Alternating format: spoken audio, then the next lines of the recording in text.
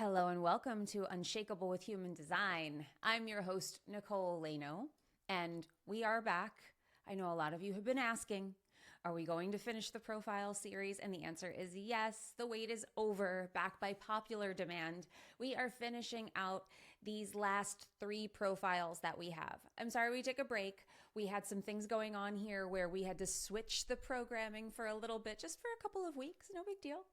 Not too much. But now we are back, and we are back with the profile series, and we're back with a vengeance. We're back with the 5-2 profile, the 5-2, the Heretic, Hermit. We are continuing our jaunt through all 12 profiles. We are in the land of transpersonal destinies now. So we closed out all of the personal destinies in that first couple of weeks. We did all of the 1-3, 1-4, 2-4, 2-5. We went through all of the personal destinies. We took a little stop in the 1 juxtaposition profile. And now we are in transpersonal destiny. We kicked that off with the 5-1 in the last episode, where we left off at the profile series. And now we are picking it up today with the 5-2. So what's the difference between a personal and a transpersonal destiny? It's because profile is so intrinsically linked to your purpose. It is so linked to your incarnation cross. It is telling us what type of destiny do you have? Is your purpose and your purpose theme in life, in order for you to live out your purpose, you must live in alignment with your profile. And in order to live out your purpose in accordance with your profile, you have to be leading from that correct place. If you have a personal destiny, it's going to be very focused on you. A 1-3 has all personal in their profile. The 1 is a personal profile line. The 3 is a personal profile line, meaning they are very self-focused. It's your journey. It's your stuff. It doesn't have much to do with other people. And that doesn't mean that you don't have other people in your life, of course. Of course you do. You're a human being. But in order for you to live out your purpose, those people don't matter as much. They matter where they might tune you into something, but it's going to be right back to you. But now, if you are a transpersonal destiny, which is 5-1, 5-2, 6-2, 6-3, if you are one of those 4 profiles, then it will be imperative that you interact and offer something to other people in order to live out your purpose.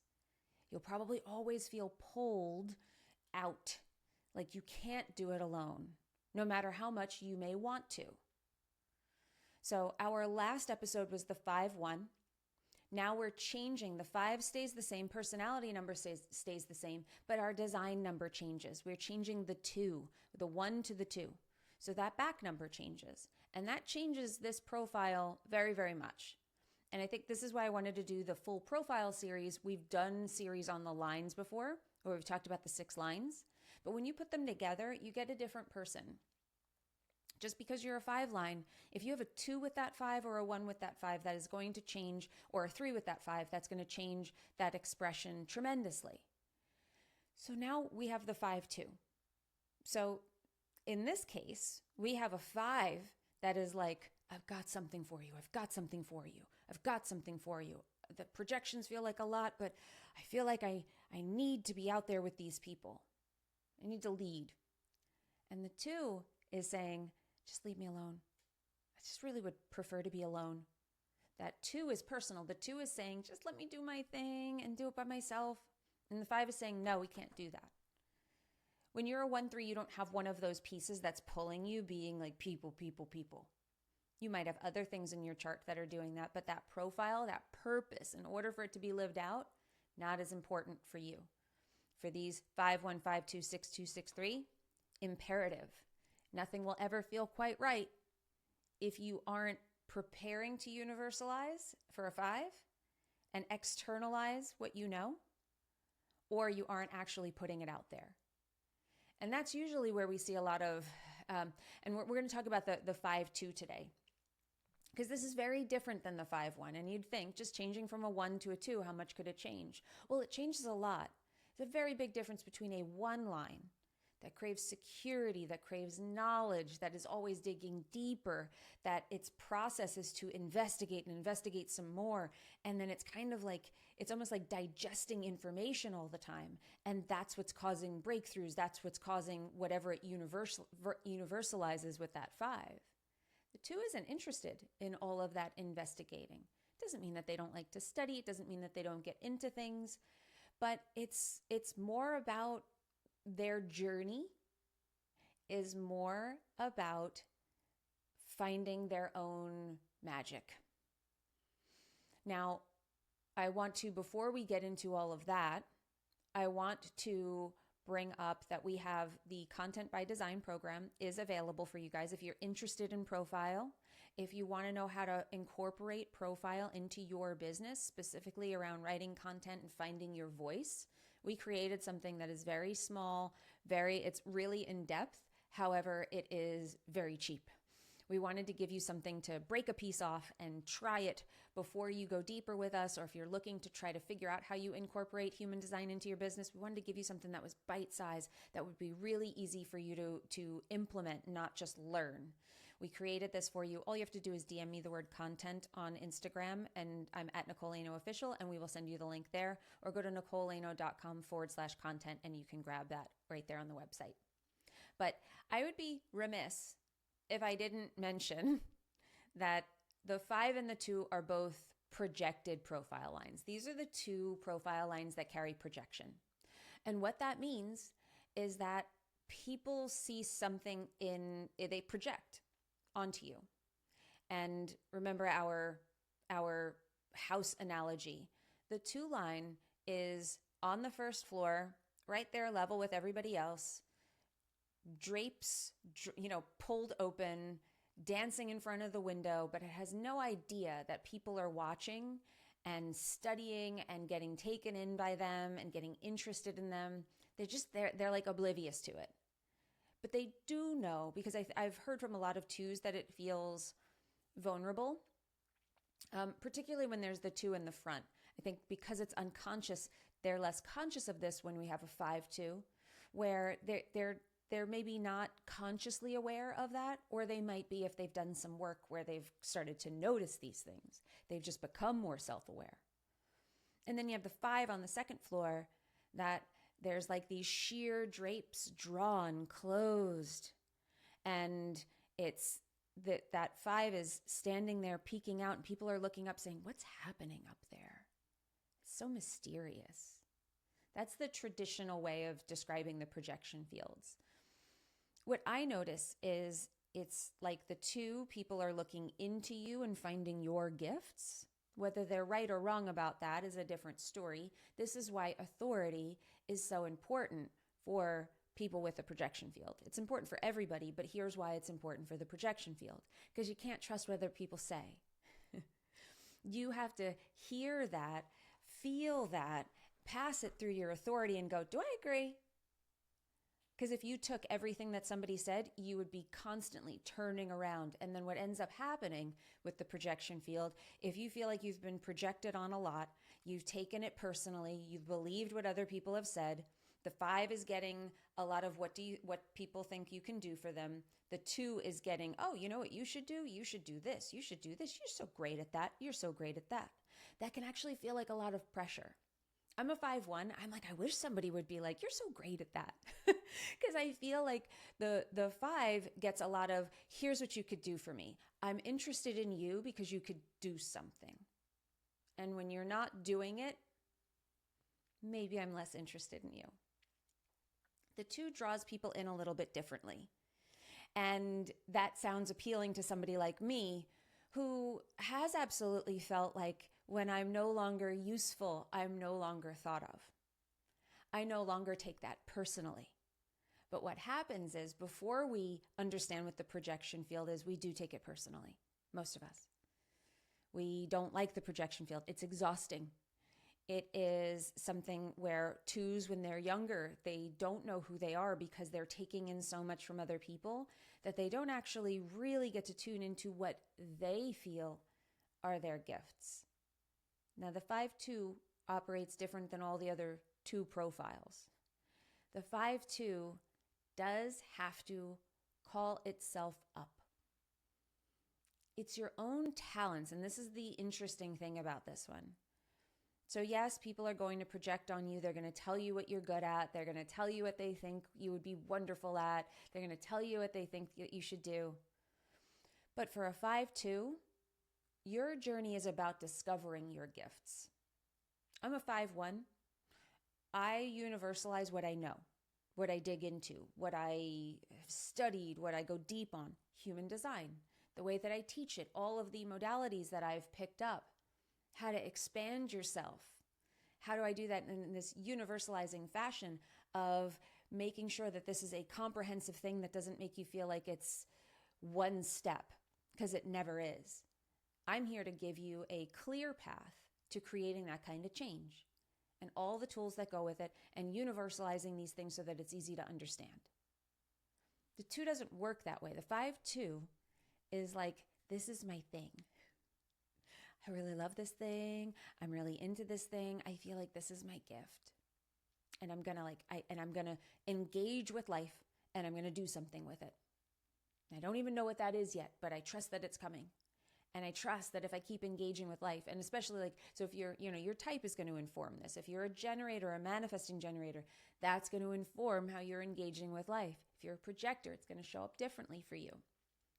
But it's always asking that question, what are my gifts? There's going to be natural talents that you have as a 2, and only you really know what they are. Other people will see them. However, if you're waiting for them to make you feel good about it, you will be waiting forever. And the 5 will never be satisfied. The 5 will never get to do what it's meant to do. So it's imperative that 5-2s be recognizing themselves, be really seeing what their gifts are, seeing the value in them, and not trying to over-engineer them, but nurturing those gifts and trusting that if they follow their strategy and authority, owning those gifts, people will see them. People will ask them to lead, which is what the 5 really wants. The 5 is saying, like, I got a plan. I could do this for you. I could help. I really can help. But you're helping with what you're naturally good at. It's not going to be the way that it is for me. So I encourage all the 5-2s to really just look at yourself. Look at yourself in the mirror. Watch yourself during the day. Be like, what's my gift? And if you don't know what that is, don't put pressure on yourself to find it. It's there. A lot of times you're just kind of denying them or taking them for granted. So just make it a point to open yourself up to them and to open yourself up to the fact that something that you do is probably going to be unconventional. It's going to be different than what other people are doing. They may not get it.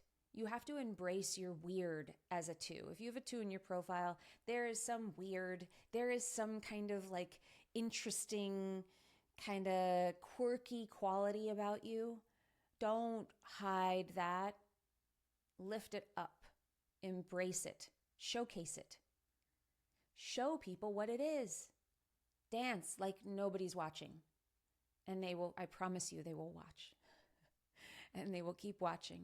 And they will understand you, and they'll understand what you can do for them when you start to really embrace that uniqueness that's you. So some famous 5-2s, I like to do this because I think it's sort of, I think when you get, and listen back to this series and go back to the other episodes, when you hear the examples that I give, do you see a difference in just like a vibe of these people? What type of people they are? So some famous, I have 3 famous 5-2s. Again, we are in that, these are an interim, 5-2 is an interim profile.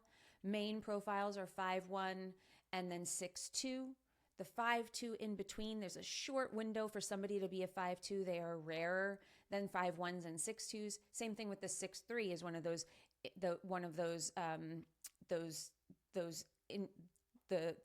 in-between profiles, right? So when we're in that in-between profile, we don't have as large a sample. We're going to have fewer of these. I see fewer 5-2s than I see of 5-1s. and fewer 5-2s than I see of 6-2s.